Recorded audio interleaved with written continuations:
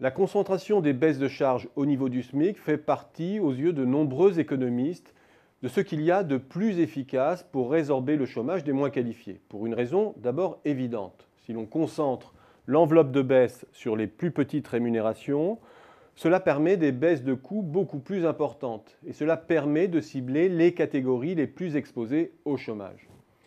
Sur cette intuition se greffent pléthore de travaux empiriques épousant des méthodes très différentes et qui aboutissent à des résultats cacophoniques sur les ordres de grandeur, mais plutôt convergents sur l'effet positif de la mesure.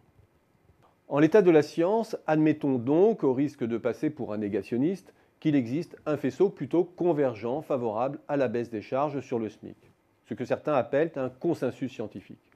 Cela signifie-t-il pour autant que la mesure doit être préconisée sans discussion possible? Non, à mes yeux, pour plusieurs raisons. D'abord, parce que nous ne savons pas cerner empiriquement les effets de la mesure sur un horizon long.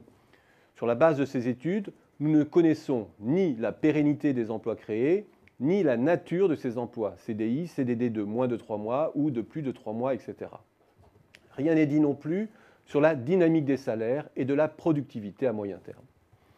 Ensuite, parce que nous ne connaissons pas les effets systémiques de la mesure et notamment les effets collatéraux sur les secteurs qui ne sont pas ou peu impactés.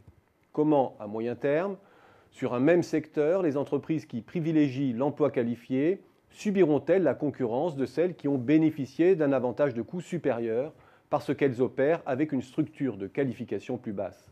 En d'autres termes, comment évoluera l'emploi et l'activité de la restauration de moyenne gamme si la restauration rapide fait le plein des aides?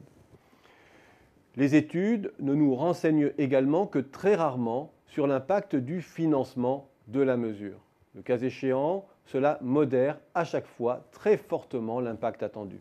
Or, c'est un élément décisif, car la baisse des charges en France est certes un choc diminuant le coût du travail des moins qualifiés, mais il est combiné à un choc positif sur d'autres impôts, la TVA, la CSG notamment, pesant sur la consommation et l'investissement, et annulant ainsi une partie des effets attendus. C'est ce qui fait qu'aujourd'hui, l'impact du CICE est très difficile à objectiver, car il s'est produit dans un contexte de demande tellement délétère qu'on peine à isoler ce qui revient à la baisse des charges. Dernière zone d'ombre, est-ce que le fait de créer une forte progressivité des charges incite ou non au déclassement des salariés, ou freine leur évolution de carrière, ou encore incite à les remplacer pour faire le plein des baisses? Là encore, très peu d'études et aux conclusions contradictoires. Dire alors que la baisse des charges centrée sur les bas salaires fait partie des mesures les mieux évaluées, dont l'impact bénéfique est un des résultats les mieux étayés, témoigne avant tout de la méconnaissance de la complexité du sujet et de la propension des économistes de laboratoire à édicter des lois sans contextualiser leurs interrogations. Avant de préconiser la baisse des charges sur les bas salaires, il faut d'abord partir d'un diagnostic. Or, la concentration du chômage sur les moins qualifiés n'en est pas un. Cela s'observe dans tous les pays. Si l'on pense, en revanche, que l'économie française souffre d'un mauvais positionnement de gamme, que la croissance des salaires et de la demande intérieure doit se bâtir sur un socle solide de productivité et non sur des hausses de SMIC décrétées d'en haut, force est de constater que cette propension française à subventionner le travail peu qualifié peut poser problème.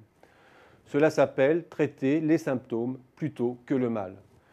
Méfions-nous alors des postures péremptoires sur le sujet qui ne sont que le reflet de la propension de beaucoup d'économistes à prendre les sujets par le petit bout de la lorgnette.